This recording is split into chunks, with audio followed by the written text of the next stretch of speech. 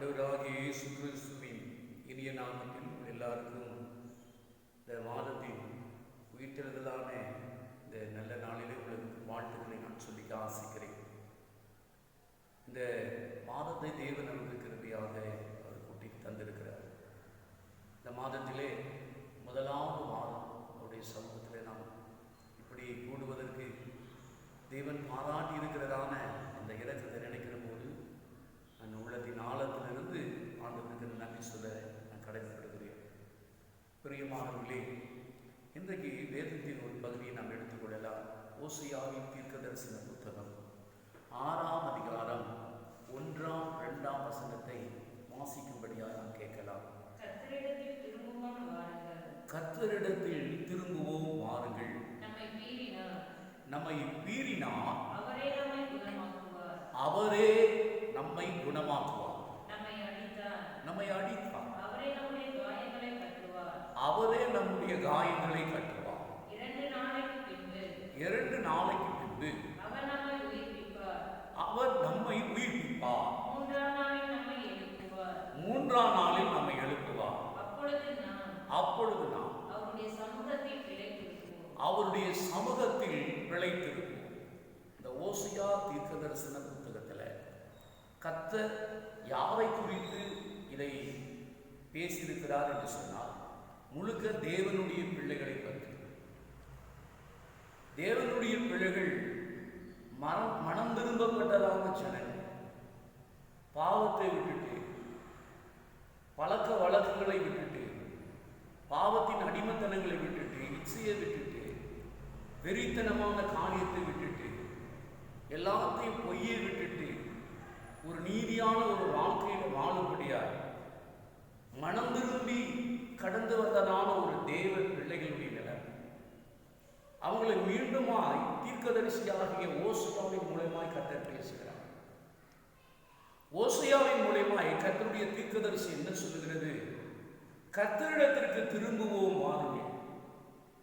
ஒரு காலகட்டத்தில் கர்த்தரோடு கூட நடந்த ஜனங்க, கர்த்தரோடு கூட வார்த்தைக்கு கீழ்ப்படிந்து வந்ததான ஒரு ஜனங்க, கர்த்தருடைய சத்தத்திற்கு செவி கொடுத்த ஒரு ஜனங்க, கர்த்தருக்கு ஒவ்வொரு நாளும் அவருடைய வழிகளிலே சென்றதான ஜனங்க, பரிசுத்தமான பாதை, நீதியின் பாதை, இப்படிப்பட்ட ஒரு ஒழுங்கான பாதையில் சென்றதான ஜனங்க.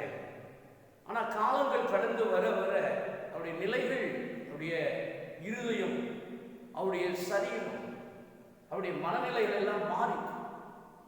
அப்ப கர்த்தர் பேசுகிற வார்த்தை என்னன்னா, ஓசியாவிடத்தில் ஆண்டவர் சொல்லுகிற வார்த்தை என்னன்னா, கர்த்தரிடத்திற்கு திரும்பவும் வாங்க. அவர் தன்னையும் சேர்த்துக் கொள்ளுகிறார். தீர்க்கதரிசி தன்னையும் சேர்த்துக்கொள். நாம் கர்த்தரிடத்தில் போகலாம்.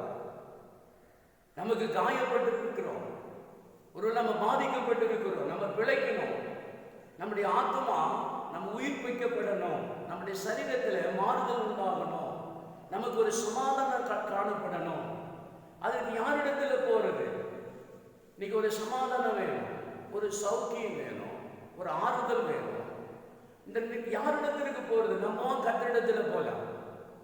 ஏன்னா கடவுள் உண்மையாகவே நம்மை உண்டாக்கினவர், நம்மை நிச்சயமாக அவர் நம்மை பிழைக்க செய்வார் என்பதை குறித்து வேதாகமம் சொல்கிறது. இயேசு கிறிஸ்துவானவர் 2020 ஆண்டுகளுக்கு முன்னாக உலகத்தில் இயேசு கிறிஸ்துவானவர் பிறந்தார். ஆனால் அவர் இருந்து தன் ஜனங்களை பார்த்து பேசின ஒரு முதல் வார்த்தைன்னா, மனம் திரும்புங்க, பரலோக ராஜ்யம் சமீபமாக இருக்கிறது. மனம் திரும்புங்க. எதிலிருந்து நம்ம மனம் திரும்பணும்? நம்முடைய மனது இன்றைக்கு எது மேலே காணப்படுகிறது?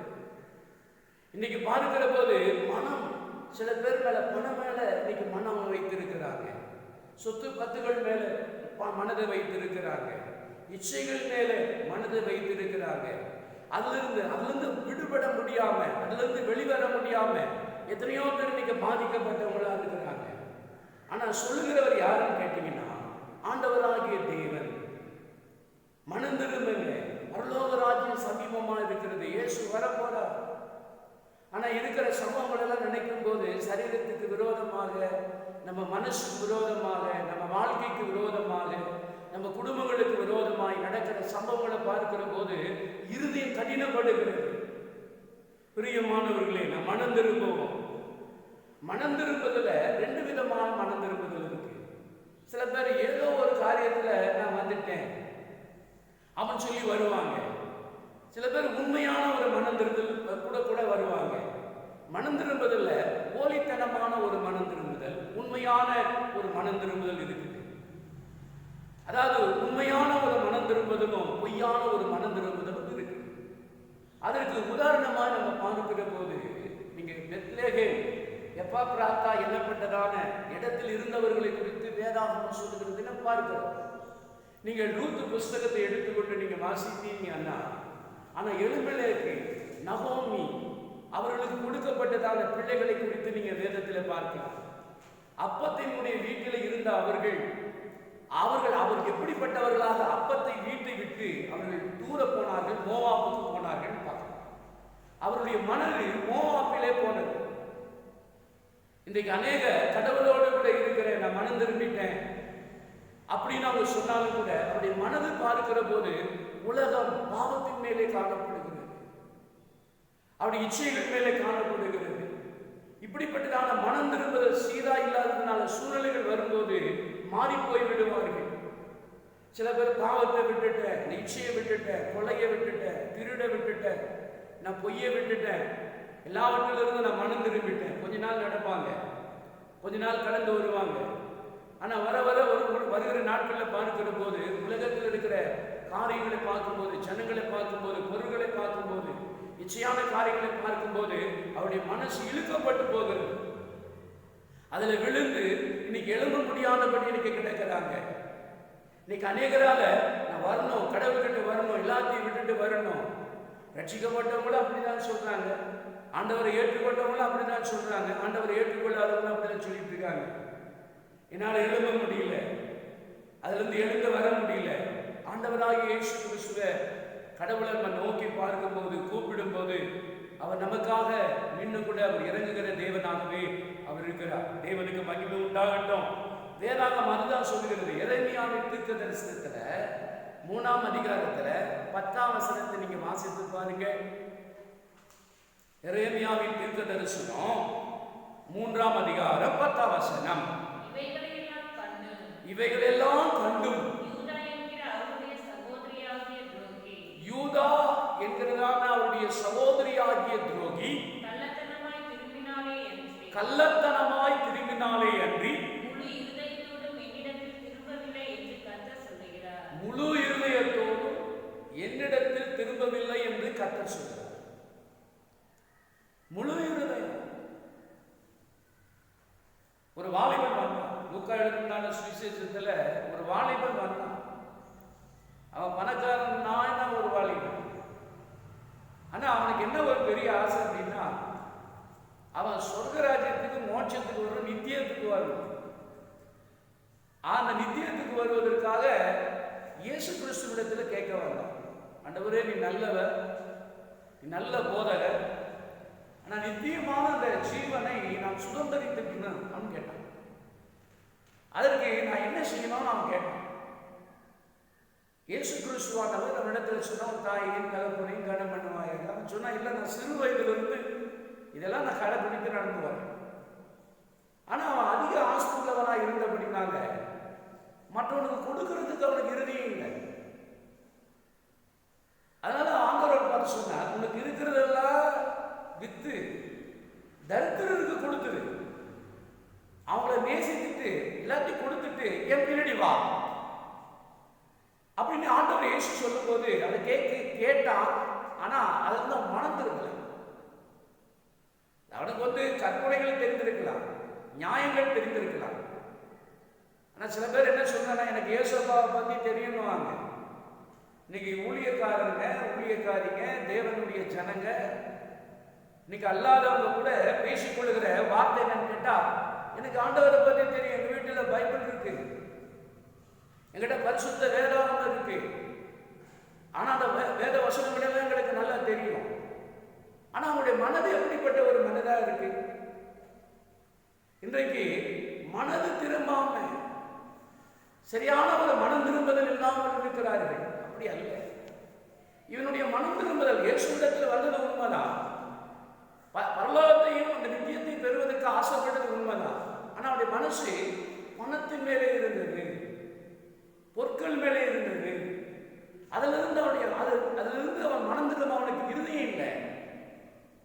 ஆனால் அவன் கள்ளத்தனமான ஒரு மனம் திரும்புதலோடு கூட வருகிறதை நம்ம பார்க்கிறோம். இங்கு எரேமியா தீர்க்கதரிசன புத்தகத்தில் யூத ஜனங்களை குறித்து, ஒரு கடவுளுடைய ஜனங்களை குறித்து வேதாகம் என்ன சொல்லுது? யூதா என்கிறதான துரோகி கள்ளத்தனமாய் திரும்பினாலே அன்றி முழு மனதோடும் என்னிடத்தில் திரும்பவில்லை. முழுசா என்கிட்ட வரல, அவங்க முழு இருதயத்தோடு வரல. அந்த விதத்தில் வரும்போது ஆண்டவர் பணத்தையோ உன்னுடைய பொருட்களை ஆண்டவர் கேட்கிறவர் அல்ல. உன்னுடைய இருதயத்திலிருந்து உன் முழு இருதயத்தோடும் உன் முழு பலத்தோடும் உன் முழு சிந்தையோடனே அவர் அன்புக்கு அவரை நேசி. அப்படிப்பட்ட ஆண்டவருடைய ஆவி ஆத்மாவின் சரீரத்திற்கு தந்திருக்கிறார். அத்தோடு கூட ஆண்டவரை நேசிக்க விரும்புகிறார். அல்லேலூயா, தேவனுக்கு மகிமை உண்டாகட்டும். வேதாகமம் என்ன சொல்லுகிறது?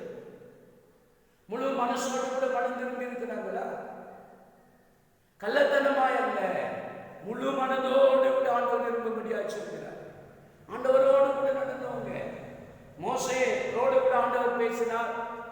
மோசே போன பிறகு யோசுவாவோடு கூட ஆண்டவர் பேசினார். யோசுவாவே, நான் மோசையோடு கூட இருந்தது போல நான் உன்னோடு கூட இருக்கிறேன். இருந்து இந்த ஜனத்தை நடத்துவதற்கு நான் உன்னை விட்டு விலகுவதில்லை, உன்னை கைவிடுவதில்லைன்னு ஆண்டவர் யோசுவா விட்டு சொன்னார். ஆனால் ஜனங்க யோசுவாவோடு கூட நடந்துதான் வந்தாங்க. பல இடங்களில் அவங்க அற்புதத்தையும் அதிசயத்தையும் பார்த்த ஜனங்க. ஆனால் அந்த ஜனங்களுடைய நிலையை நீங்க பார்ப்பீங்க அப்படின்னு சொன்னா அவங்களுடைய மனதெல்லாம் கெடுக்கப்பட்டுச்சு. எதனால கேட்டீங்கன்னா பாவத்தின் நிமித்தமாய். ஆகாமை குறித்து வேதம் சொல்கிறது, ஆகானுடைய மனது, ஆகானுடைய இருதயம் பொருளாசைகள் மேலே இருந்தது, இச்சையான காரியத்தின் மேலே இருந்தது. அதனால் அவன் போக வேண்டிய இடத்தில் அவன் போகவில்லை. இது மனம் திரும்புதல் என்று பார்க்கும்போது அவனும் வந்தான், எகிப்தை விட்டு வந்தான், செங்கடலெல்லாம் கடந்து வந்தவங்க தான். நல்ல ஆண்டவர்களுடைய அற்புதங்களையும் அடையாளங்கள் எல்லாம் அவங்க பார்த்தவங்க தான், அந்த கூட்டத்தில் கடந்து வந்தவங்க தான். ஆனா இந்த வழியிலே பார்க்கிற போது அவருடைய மனசு வேற பக்கமா திரும்பி, அதனால அவருக்கு முன்னேறி செல்ல முடியும். சில காரியங்களை பார்க்கும்போது ஆண்டவர் என்ன பார்க்கிறார், நான் நடந்துக்குள்ள நடந்துகிட்டு இருக்கிறேன், எனக்கு பிரியமான உன் இருதயம் கடினப்படுமையானா, உன் இருதயத்தில் இச்சைகள் காணப்படுமையானால், உன் இருதயக்குள்ள பொருளாசைகள் பணாசைகள் கடந்து வருமையானால், இல்ல பெருமைகள் கடந்து வருமையானால் உன்னால முன்னேறி போக முடியாது. மனம் திரும்புதல் என்பது பூர்ணமான ஒரு மனம் திரும்புதலா இருக்கு. என்னவா வரட்டும். சில பேர் என்ன செய்வாங்கன்னா, ஆண்டவருக்குள்ள கடந்து வரும்போது நல்லா வருவாங்க, நல்ல உற்சாகமா வருவாங்க. ஆமேன், கர்த்தர் எனக்கு இதை செய்தார் அதை செய்தார்னு சொல்லிட்டு வருவாங்க. ஆனா நடக்க நடக்க பார்க்கும்போது சில காரியத்தில் சோதனைகள் வரும், சின்ன சின்ன போராட்டங்கள் கூட வரும். அந்த போராட்டத்தில் சரீரத்தில் போராட்டங்கள் இருக்கலாம், இல்லை ஆவிக்குரிய ஒரு போராட்டங்கள் இருக்கலாம். இந்த சின்ன சின்ன பிரச்சனைகள் வருகிற போது மனது தளர்ந்துடும். என்னடா இது ஆண்டவர் இருக்கிறாரான்னு ஒரு கேள்வியில் கேட்கிற தோணும். ஆனால் நம்முடைய மனது நிச்சயமாக கர்த்தர் மேல விசுவாசம் உள்ளவர்களாக இருக்க வேண்டும். வேதம் சொல்லுகிறது, அப்படிதான் வேதத்தை நம்ம வாசிக்கிறோம். வேதத்தை இன்னும் படித்தீங்கன்னா யோசுவாவின் புத்தகத்தில் நீங்கள் 7ஆம் அதிகாரம் 12ஆம் வசனத்தை வாசித்து பாருங்க. யோசுவாவின் புத்தகம் 7ஆம் அதிகாரம் 12ஆம் வசனம். ஆதலால் இஸ்ரவேலின் புத்திரர் தங்கள் சத்துருக்களுக்கு முன்பாக நிற்க முடியாம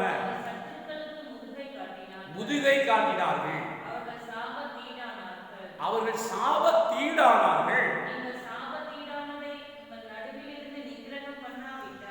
சாபத்தீடானதை உங்கள் நடுவிலிருந்து அப்புறப்படுத்தாவிட்டால், நிக்கரகம் பண்ணாவிட்டால், இனி உங்களோடு இரே. வேத வசனம் சொல்லுது. ஆண்டவர் இஸ்ரவேல் ஜனங்களுக்கு வாக்கு கொடுத்தது என்ன? யோசுவாவுக்கு கொடுத்த வாக்கு என்ன? நான் உன்னை விட்டு விலகுவதில்லை, உன்னை கைவிடுறதும் இல்லை. நான் மோசையோடு கூட இருந்தேன், நான் உன்னோடு கூட இருப்பேன். மோசையை நடத்தினேன், உன்னையும் நடத்துவேன். உங்கள்கிட்ட இருக்கிற ஜனங்களையோடு கூட நடத்துவேன் ஆண்டவர் அவங்களுக்கு வாக்கு கொடுத்தார். ஆனா அந்த வாக்கு யோசுவா புத்தகத்தில் யோசுவாவுக்கு ஆண்டவர் பேசுறத பார்த்தா, உன்னோடு கூட இரு. ஏன் ஆண்டவர் இரு? நம்ம ஆண்டவரோடு ஏன் ஆண்டவர் இல்லை? சில நேரங்கள் நாம் கேட்கறது, ஆண்டவர் என்கிட்ட இருக்கிறேன், எனக்கு ஒன்றும் செய்யல, என் குடும்பத்தை இப்படி விட்டுட்டாரு, என்ன இப்படி விட்டுட்டாரு, நான் ஒரு அனாதையா இருக்கிறேன், எனக்கு யாரும் இல்லை இன்னும் சொல்லி குழம்புவாங்க. பிரியமானவர்களே, கடவுள் அப்படியா இல்லை. ஒரு மனுஷன் குற்றமுள்ளவனாக இருந்தாலும் கூட, பலவீனனாக இருந்தாலும், அவன் சத்துவமே இல்லாதவனா இருந்தாலும், பாதிக்கப்பட்டவனா இருந்தாலும், அப்படியே கொல்லுகிறவர் கடவுள் இல்லை.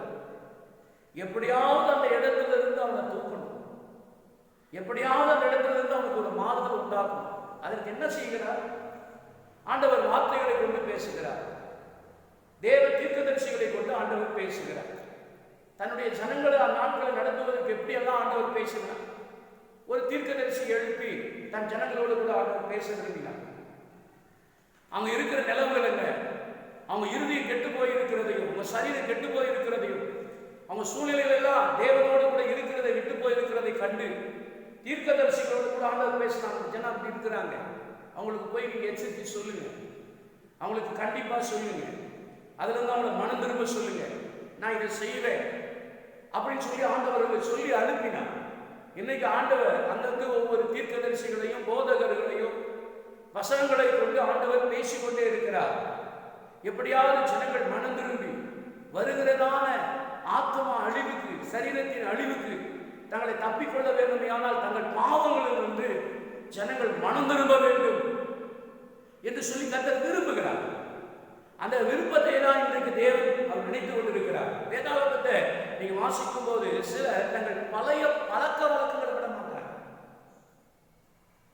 பழைய பழக்க வழக்கங்களை எல்லாத்தையும் விட்டுட்டு வந்துட்டேன்னு சொன்னாலும் மனசை விடவே மாட்டாங்க. பழைய எண்ணங்களில் கிரியை செய்வாங்க. பழைய எண்ணங்கள், பழைய பேச்சுகள், பழைய பார்வைகள், பழைய பொருளாசைகள், பழையவைகளை விட மாட்டாங்க. மனம் திரும்பிட்ட பழைய ஆண்டவரை அறியாத ஒரு நாட்கள், ஆண்டவரை அறியாத நித்தியத்தை தெரியாத ஒரு நாட்கள், அப்படிப்பட்ட ஒரு நாட்கள்ல மனம் போன ஒரு போக்கில் வாழ்ந்த ஒரு நாட்கள் உண்டு. ஆனா அதை விடவே மாட்டாங்க, அந்த பழக்க வழக்கங்கள் விட மாட்டாங்க. எப்படி ஆண்டவர் ஒரு பெரிய மாறுதலை தருவார்? எப்படி நமக்கு ஒரு சௌக்கியத்தை ஆண்டவர் தருவார்? ஒரு ஆறுதல் நமக்கு எப்படி கிடைக்கும்? பாவத்தையும் வச்சுக்கிட்டு, சத்துருக்கான காரியங்கள் எல்லாம் வச்சுக்கிட்டு, ஆண்டவர் எனக்கு கிரியை செய்யல, எனக்கு கிரியை செய்யல, எனக்கு மாறுதல் தரல, எனக்கு மாற்றம் இல்லை, நம்ம அப்படி சொல்லிக் கொள்கிறது நல்லதல்ல. வேதாகமம் பழையவைகளை ஒழித்து கட்டுங்க, பழையவைகள் வேண்டாம். ஒருவன் கிறிஸ்துவுக்குள்ள வாழ்றவன் பழையவைகள் எல்லாம் ஒழித்து கட்ட வேண்டும். ஆனா இன்னைக்கு கிறிஸ்து உங்களுக்குள்ள பழையவைகள் ஒழிந்து கொண்டு இருக்கிறது. தேவ பிள்ளைன்னு சொல்லிட்டோம், பழைய சுபாவங்கள் உங்ககிட்ட இருக்கும், பழைய எண்ணங்கள் இருக்கும், பழைய இச்சைகள் இருக்கும், பழைய சண்டைகள் இருக்கும், பழைய பொருளாசைகள் இருக்கும், பழைய உயர்வு தாழ்வு என்கிற பெரிய எண்ணங்கள் இருக்கும், மேட்டின்மை இருக்கும். இப்படிப்பட்ட இடங்களில் இருந்து மனம் திரும்புங்க, உங்களை தாழ்த்தி மனம் திரும்பி ஆண்டவருக்கு முன்பதாக நம்முடைய மனதை தாழ்த்தி வருவோமானால் தேவன் ஒவ்வொரு உயிர்ப்பிக்கவும், பிழைக்க செய்யவும், மாறுதல் உண்டாக்கவும் தேவன் நல்லவராக, அவர் வல்லவராக இன்றைக்கு கூட இருக்கிறார். விசுவாசிக்கிறீங்களா? அல்லேலூயா, தேவனுக்கு மகிமை உண்டாம். பிரியமானவர்களே, இதுதான் வேதத்தை நீங்க வாசிக்கும் போது வசனம் சொல்லுகிறது என்ன? வாசிங்க மீண்டும் இந்த 12ஆம் வசனத்தை வாசிக்கலாம். யோசுவா 7ஆம் அதிகாரத்தின் 12ஆம் வசனம்.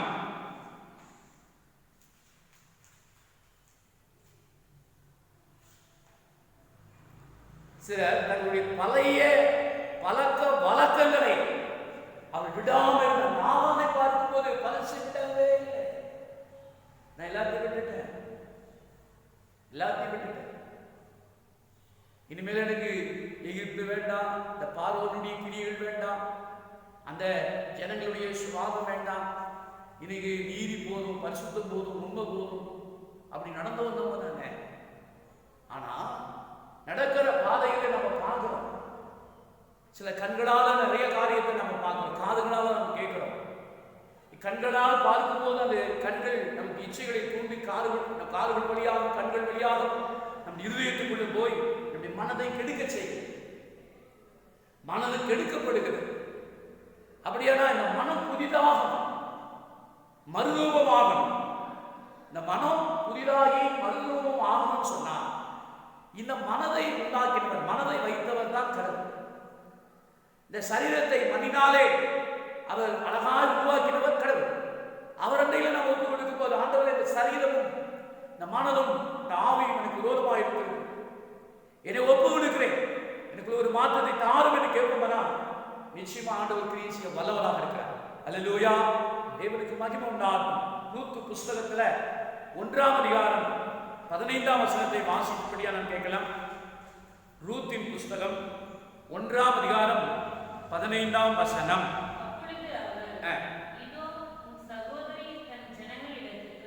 உன் சகோதரி உன் ஜனங்களிடத்திற்கும் தேவனிடத்திற்கு திரும்பி போய்விட்டால் நீயும் உன் சகோதரியின் பிறகே திரும்பி போ என்றார். ரூத் திரும்பி போனாங்க. மோவாப் என்பது அருவருப்பான இடம் என்று வேதம் சொல்லுது. மோவாபியர்கள் அந்நாட்களிலே தேவாலயத்துக்குள்ள போக முடியாது. என்ன பாவி அக்கிரமக்காரன். நானும் நீங்களும் ஒரு காலத்தில் அக்கிரமக்காரன், அநியாயக்காரர், துன்மார்க்க, பொல்லாதவங்க, இழிவான இச்சைகள் எல்லாம் நாடினவங்க, அதை தேடி போனவங்க. ஆனால் அப்படிப்பட்டவங்களா இருந்த நம்மை ஊழியக்காரன் என்றும் ஊழியக்காரிகள் என்றும் விசுவாசிகள் என்றும் தேவ பிள்ளைகள் என்றும் ஆண்டவர் நம்மை மாற்றி வைத்திருக்கிறார். கர்த்தருக்கு ஸ்தோத்திரம். அல்லேலூயா. இங்கே பார்க்கிற போது வசனம் என்ன சொல்லுது? உன் சகோதரி போயிட்டா. எங்க போயிட்டா? எங்க வந்தா எங்க போனா? விட்டு வந்த இடத்துல என்ன இடம் கேட்டு மோவாப்பை விட்டு வந்தவா ஒரு பால். ரூத்தோ மோவாப்பை விட்டு வந்தவங்க தான். ஆனா 2 பேரும் மோவாப்பை விட்டு வந்தவங்க. அதுல ஒரு அம்மா என்ன பண்ணிட்டாங்க, ஒரு சகோதரி ஒரு மறுபடியும் அந்த மோவாப்புக்கு போறாங்க. பழைய வாழ்க்கை, அதாவது பழைய பொருள் கதவை திரடி அப்படின்றமா பழைய சுவாபத்துக்கு அவர் போகக்கூடியவராக. சில பேர் நடந்து வந்துட்டே இருப்பாங்க, ஞான சாமி பார்த்துட்டே இருப்பாங்க. ஏதாவது அவங்களால நடக்க முடியாத கண்டிப்பான ஏதாவது வார்த்தைகள் வந்துச்சுன்னு வச்சுக்கங்களேன், இல்லை நடத்திப்பிக்கார இடத்துல கூட வரும், நடத்துகிற இடத்துல வரும். கண்டிப்பான வார்த்தைகள் வரும்போது சில பேர் என்ன பண்ணுவாங்கன்னா சபையை விட்டு எழுதிவாங்க, நைஸாக போயிருப்பாங்க. ஐயோ என்னால் முடியாது. சில பேர் பாவத்தை குறித்து கண்டிச்சு பாருங்க, அங்கே சபை காரியம். பாவத்தை குறித்து கண்டிச்சா சபை ஜனம் வருவாங்களா? வரமாட்டாங்க. இன்னைக்கெல்லாம் சபைகள் எல்லாம் ஆராதிக்கிறத பார்த்தீங்கன்னா, ஆனால் அரராயர்கள் ஆராதிக்கிறது பயம் இல்லாத, இந்த பயமே இல்லாம, இப்படி கடவுளுடைய பயமே இல்லாம ஆராதனை பண்ணிட்டு இருப்பாங்க. ஆனால் ஆரம்பத்தில் பேர் அவங்க சாரி கட்டுங்களா இருப்பாங்க. அப்படி ஒரு பயத்தோடு கூட வந்து தேவ சொல்றதுல கடவுளை கூப்பிட்டு ஆராய்ச்சிட்டாங்க. இப்பெல்லாம் முன்னெல்லாம் ஆவியில ஆராதனை பண்ணிட்டு இருப்பாங்க. இப்பெல்லாம் பார்த்தா பேஷன் ஆராதனை, எப்படியோ ஆராதனை பண்ணலாம். பேஷன் சொல்றாங்க, அந்த மாதிரி பேஷனா பயமும் கிடையாது, பக்தியும் கிடையாது, உண்மையும் கிடையாது, நீதியும் கிடையாது, ஒழுங்கும் கிடையாது. ஆனா நான் கடவுள் கடவுளை கூட இருக்கிறேன்.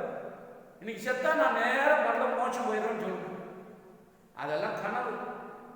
ஒரு மனுஷன் எப்படி வாழணும், எப்படி நடக்கணும்னு வேதாகம் சொல்லுது. இருக்கிற நாட்கள்ல ஆவி, ஆத்மா, சரீரம் இன்னும் கூட முழு பலத்தோடு தேவன் அன்பு கூறும் பாருங்க. அதுவே நகோமி என்கிற ஒரு மாமியார் அவங்களுக்கு நடத்தி இருக்காருன்னு வச்சுக்கோங்க.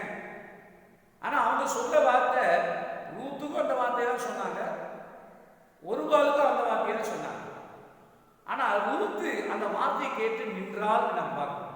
இன்னைக்கெல்லாம் இதை கேட்குற ஒரு வாலிபனாக இருக்கட்டும், வாலிப பிள்ளைகளாக இருக்கட்டும், தேவ பிள்ளைகளாக இருக்கட்டும், சபைகளில் இருக்கட்டும், ஏதாவது கண்டிப்பாக சொல்ல நிற்கிறாங்களா? ஒரு அழுவு எடுத்துட்டு போவாங்க. 3 நாள் ஒரு அழு ஞாபகமா, ஐயோ இதான் சமயம் சொல்லிட்டாங்களே. நான் போமே மூஞ்சி பார்த்து சொன்னா, போடி உன் தங்கச்சி போயிட்டா நீ போ, அவன் தான் போயிட்டான், இச்சையில விழுந்துட்டான், நீ போ. உடனே ஊழியக்காரங்களை கொண்டுச்சாட்டு அவன் தான் போன்னு சொல்லிட்டாங்க. போயிட்டு ஒரு மனுஷன் ஒரு பாவத்தை குறித்து அவன் நடக்கும்போது புத்தி சொல்லலாம், அவனை கண்டித்து பேசலாம். அது அவனுக்கு எப்படி இருக்கணும்னா, தலைக்கு என்ன இருக்கணும், எண்ணெய் வைக்கிற மாதிரி இருக்கணும். கொட்டுறதே எண்ணெயை போல இருக்கணும் பைபிள் சொல்லு.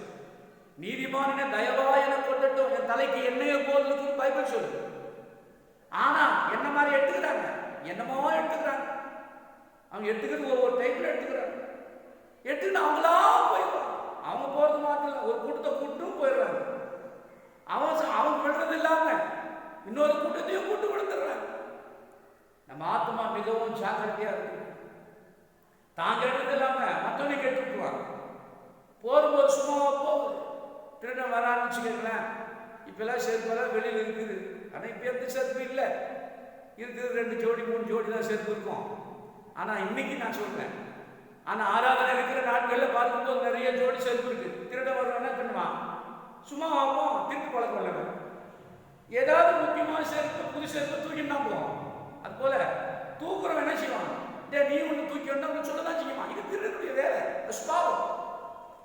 அதுபோல இன்னைக்கு அநேக மனம் திருப்பிட்டு வந்துட்டு உங்களுக்கு கண்டிப்பு ஏதாவது வரட்டும், அந்த கண்டிப்பை ஏற்றுக்கவே மாட்டாங்க. எனக்கெல்லாம் சொல்லாத, எனக்கெல்லாம் தெரியும், நானும் பைபிள் வச்சிருக்கிறேன், நானும் பைபிள் படிக்கிறேன், எனக்கும் வசனம் தெரியும். இப்படி முரட்டாட்ட புத்திரர்களாக இராதபடி நம் மனம் திரும்பினவங்க கிட்ட நல்ல சுபாவங்களை பார்க்கலாம். கர்த்தருக்கு தாழ்மையா பார்க்கலாம், அன்பை பார்க்கலாம், பொறுமையை பார்க்கலாம், சகிப்பை பார்க்கலாம், விட்டு கொடுத்தலை பார்க்கலாம். ஏன்னா மனம் திரும்பப்பட்டவர்கள் இயேசு கிறிஸ்துவுடைய சுபாவம் இப்படிப்பட்ட சுபாவம். இங்க வேதத்தை நீங்க வாசிக்கும் போது வசனம் சொல்லுகிறது என்ன, உன் சகோதரி போயிட்டா. யார் போயிட்டா? யார் போயிட்டா? உன் சகோதரி போயிட்டா. அவற்றையே என்ன பண்ணு, நீ போ. அவன் சொன்னது நன்மை தான், ஆனா போயிட்டாங்களா? மூஞ்சி தூக்கி போயிட்டாங்களா? போயிட்டாங்களா? இல்லையே. ஏனென்றால் பரலோகத்துக்கு போகணும்னா சில தியாகம், பாவத்தை விட்டுதான், ஒழுங்கா இருந்துதான், உண்மையா இருந்துதான், உன் ஆத்மா காத்துதான் ஆகணும், கண்டிப்பா ஏத்துதான் ஆகணும். இதெல்லாம் ஏத்துக்கிட்டதான் உனக்கு பரலோகம். பாசம் நடத்துன்னு சொல்லுவார், இல்லே சீயோனின்னு சீத்தாப்பழமா, சீயோனுன்றீங்க என்ன, சீத்தாப்பழமா அது பச்சை கொடுக்குது. அது சீயோன் என்பது மேன்மையான இடம்.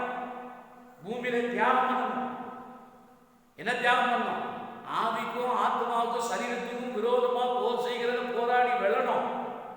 வெல்லுகிறவனுக்கு தான், ஜெயம் கொள்ளுகிறவர்களுக்கு தான் சிங்காசனம், தவிர ஜெயம் கொள்ளாதவனுக்கு சிங்காசனம் கிடைக்க. ஒரு பதக்கம் கிடைக்கணும்னா கூட ஓடி ஜெயிக்கிறவனுக்கு தான், ஓடி நிற்கிறவனுக்கு அல்ல. ஓடுறட்டு எல்லாரும் ஓடுறான், பதக்கத்தை வாங்குற ஒருத்தன் பதக்கத்தை வாங்குறான், அது தங்க பதக்கத்தை. மற்ற பதக்கத்துக்காக ஓடுறதில்லை. பதக்கம் வாங்கும் போது கிரீடத்தை பெரும்படியாய் தங்க பதக்கத்தை பெறணும், கஷ்டப்பட்டு தான் ஆகணும். சிலர் பரியாசம் பண்ணுவாங்க, அது ஏற்றுதான் ஆகணும். சிலருக்கு கண்டிப்பு நம்ம போகிறோம், அது ஏற்றுதான் ஆகணும். ஆனா எதுக்காக நியமிக்கப்பட்டிருக்கிறோமோ அதுக்காக நம்முடைய ஓட்டத்தை ஓடிக்கிட்டே இருக்கணும்.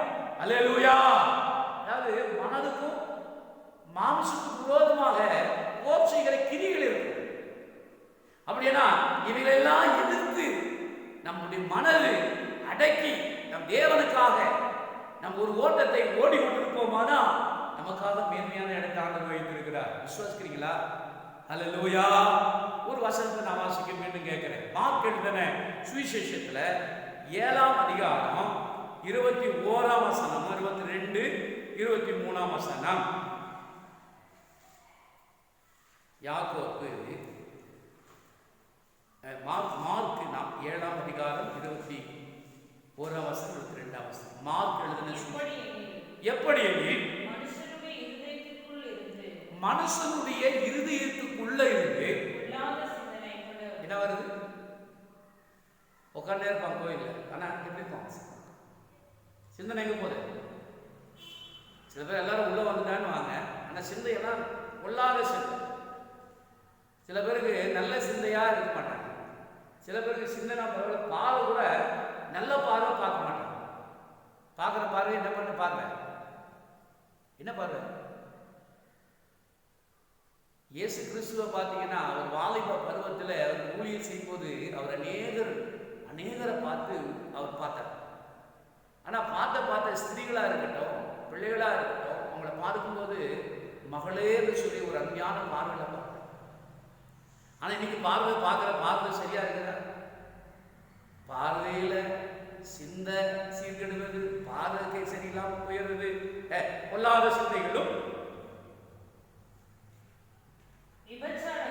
விபச்சாரங்களும் வேசித்தனங்களும் கொலை பாதகங்களும் களவு பொருளாசை துஷ்டத்தனம் கபடு காம விகாரம் வன்கண்ணும் தூஷணமும் பெருமையும் மதிகேடு புறப்பட்டு. எங்க இருக்கு? மனதுக்குள்ள.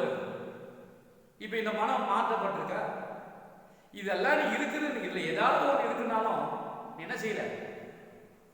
மனம் திரும்பல. என்ன எப்படி மனம் திரும்பல? முழுசும் மனம் திரும்பல.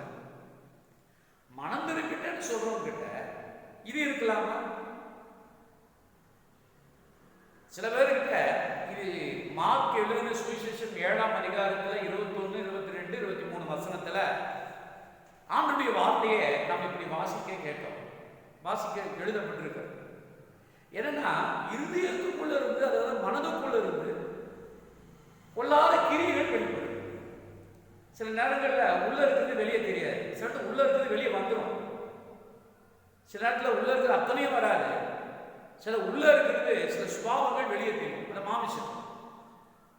அப்போ அது மனம் திரும்புவதற்கு இந்த உள்ளம் என்பது, மனது என்பது பூர்ணமான மனம் திரும்பும். இதிலிருந்து விடுதலை பெற்றது, இதிலிருந்து மாறுதல் அடைந்திருக்கும். ஒவ்வொரு நாளும் நம்முடைய மனது மாறணுமே தவிர அதே நிலைப்பாடுகள் இருக்கக்கூடாது. பழைய நிலைப்பாடுகள் நம்முடைய மனசு இருக்கக்கூடாது. ஒரு ஊழியக்காரனுடைய மனது, ஒரு ஊழியக்காரிகளுடைய மனது, ஒரு தேவனுடைய பிள்ளைகளுடைய மனது நாளுக்கு நாள் சுபாவம் மாறும், மனது மாறும். ஒரே நாள்ல மனம் மாறிட்டேன், மாறுதல் அடைஞ்சிட்டேன் என்பது அர்த்தம் அல்ல. ஒரு நாள் அல்ல, ஒவ்வொரு நாளும் நம்ம மனம் திரும்பி இருக்கிறோமா நம்ம ரீசெக் பண்ணோம். இந்த வசனத்தை வச்சு நீங்க ரீசெக் பண்ணி பாருங்க, நம்முடைய மனசு எப்படி இருக்குது, நம்முடைய சரீரம் எந்த நிலையில் இருக்குது, நம்முடைய கிரியைகள் எந்த நிலையில் இருக்கு. நான் இன்னைக்கு என்ன ஒரு நாள் எடுத்துக்கங்க. கர்த்தர் இந்த மே மாதம் நமக்கு ஆண்டவர் 2ஆம் தேதியை உயிர்த்தெழுதலின் நாள் நமக்கு தேவன் தந்தார். இந்த நாளில் நம்முடைய மனது எப்படி இருக்கு, நம்முடைய சரீர நிலைகள் எப்படி இருக்கு, நம்ம தலை எப்படி இருக்கு, மனம் நல்லா மாறி இருக்குதா, நம்ம சரீரத்தில் மாற்றம் இருக்கா, எண்ணத்துல சின்ன சீரா இருக்கா, நல்ல தெய்வீக சிந்தைகள் இருக்கா, சுத்தமான சிந்தை இருக்கா, சுத்தமான கண் இருக்குதா, பார்க்கிற பார்வை அப்படி அந்த சுத்தமான பார்வை. ஆனா அதோடு கூட இருப்பாங்க, நான் நல்லா இருக்கிறேன், ஜபம் கூட பண்ணுவாங்க, சில பேர் பிரசங்கம் கூட பண்ணுவாங்க, நல்ல பாட்டு கூட பாடுவாங்க, நல்ல ஆளுக்கு நல்லா தூதிப்பாங்க. ஆனா அந்த நிலை, அந்த நேரம் தான் அப்புறம் வந்து பாருங்க அதே நிலை, பழைய நிலைகள் அவங்களுக்கு. இதுக்குதான் வேதம் சொல்லுது, கர்த்தரிடத்திற்கு திரும்புவோம் மாறுங்கள். கர்த்தரிடத்திற்கு நம்ம திரும்பிடலாம். போதும், இப்படி இருந்தது போதும், அறகுற வாழ்க்கை ஜீவித்தது போதும். இயேசு வரப்போகிறார். ஆண்டவராகிய இயேசு கிறிஸ்து 2வது ஒரு முறை வானத்தில் வருவார். வரும்போது அவருக்கு நம்ம எதிர்கொண்டு போகணும்னா இப்படி இருந்தா ஒரு மனுஷன் போக முடியாது. முழுசு மனம் இருக்கு. ஒரு வேதத்தை நீங்க என்ன பார்த்தீங்கன்னா, எருசலேமில் இருந்த ஒரு மனுஷன் இருந்தான், கோயில தான் இருந்தான். அவன் தேவனை ஆராதித்தவன், தேவனுடைய ஆண்டுடைய வார்த்தைகளை எல்லாம் கேட்டவன், ஆண்டவனுடைய பரிசுத்த பாதையில நடந்தவன். ஆனா இருந்த அவனுக்கு ஒரு நாள் என்ன வந்துச்சு, எரிகோவுக்கு போகணும்னு நினைச்சான். எரிகோவுக்கு போகணும், எரிகோவுக்கு போலாமே. எரிகோவுக்கு போகும் வழியிலே சாத்தான் கையில் அகப்பட்டான், கள்ளன் கையில் அகப்பட்டான். அவன் இருந்தது கோயில தான், அவன் இருந்தது தேவப்பிள்ளை தான். ஏன் சாத்தான் வந்து பிடிக்கிறான்? சத்துரு ஏன் வந்து பிடிக்கிறான்? பாவம் எனக்கு பிடிக்கிறான். அவன் பாவம் என்ன இருக்குது? வேற சொல்ல அவன் குற்றுயிராக விட்டு போனாங்க. அப்படின்னா குற்று என்ன? சாவும் இல்லை, உயிரோடும் இல்லை. சில பேர் வாழவும் இல்லை, வாழ்க்கை நல்லாவும் இல்லை, நல்லாவும் இல்லை, வாழவும் சரியில்லை. ரெண்டு விதமான வாழ்க்கை. ஆனால் ரட்சிக்கப்படும். சில பேர் கேட்டு பாருங்க, கேட்கும்போது என்ன சொல்லுவாங்க? எப்படி இருக்குங்க கிறிஸ்துவ? என்னவோ போங்க. அது என்ன அர்த்தம்? எப்படி உங்க ஜீவியம் வாலிப பருவம் எப்படி போயிட்டு இருக்கு? எப்படி உங்க விசுவாச பாதை போயிட்டு இருக்கு? எப்படிங்க முன்ன நல்லா இருக்கு? ஐயா என்னங்க சொல்றது? வாழ்றதை விட செத்து போனாங்க, சாவும் வரல அப்படிமா.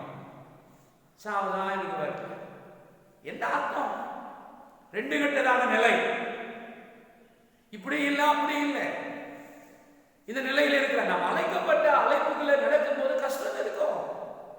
பாவத்தை வெறுத்து, உலகத்தில் இருக்கிற ஆசை இச்சைகள் எல்லாம் வெறுத்து ஒரு பரிசுத்தமா இந்த உலகத்தில் வாழ்ந்தா கஷ்டம்தான். உன் இன்பங்கள் எல்லாம் வெறுத்து நீ வாழ்ந்தா கஷ்டம்தான். ஆனா அந்த வாழ்க்கையில ஆண்டவர் உங்களுக்கு கிருபை தருவார். கிருபை உங்களுக்கு தரமாட்டாங்கல்ல, ஆண்டவர் உதவி செய்வார். அவரை நம்பி கூப்பிடும் போது உதவி செய்வார். அப்ப ஆண்டவர்கிட்ட நம்முடைய அந்த ஆவி ஆத்மா சரீரத்தை முழுசுமா என்ன செய்யணும்? ஒப்பு கொடுக்க வேண்டும். அல்லேலூயா. இப்போ தேவையில்லாத காரியம், சில நேரங்களில் தேவையில்லாத காரியத்தை நாம தான் வெட்டி கழிக்கணும். சரிப்படுத்த வேண்டிய கருத்தை நாம தான், இன்னொருத்தர் அல்ல. நம்முடைய மனது நமக்கு நல்லா தெரியும். நம் தேவனுக்கு முன்னா போகும்போது நம்முடைய மனது தெரியும், நம்ம சரீரம் தெரியும், நம்முடைய கிரியைகள் தெரியும். நம்ம தெரியாததை கடவுள் நமக்கு உணர்த்துவார். நாம யார் என்பது நம்ம கண்ணாடிக்கு முன்னாடி நமக்கு தெரியும். கண்ணாடி என்பது ஆண்டுடைய வார்த்தை. நாம ஆண்டு சரியா இருக்கிறோம், கிரியை சரியா இருக்குதா, பேச்சு சரியா இருக்குதா? நம்முடைய மனசுக்குள்ளத்தில் வெளியே ஒன்று பேசிக்கிட்டு உள்ள ஒன்று என்ன சுபாவமுடையவங்களா இருப்பாங்க. அது சரியில்லாததெல்லாம் நாம் சரிப்படுத்துவதற்கு நம்ம ஒப்பு கொடுக்கணும். ஆண்டவரே, சரிப்படுத்துவதற்கு என் மாமிசத்தையும் என் மனதையும் முழுதும் ஒப்பு கொடுக்கிறேன், நீ கிருபை தாரும் நான் கேட்பேன்னு சொன்னா ஆண்டவர் நம்ம கிருபை தர வல்லவராக இருக்கிறார். கர்த்தர் நம்மை ஆசீர்வதிப்பாராக. ஆமென். அல்லேலூயா.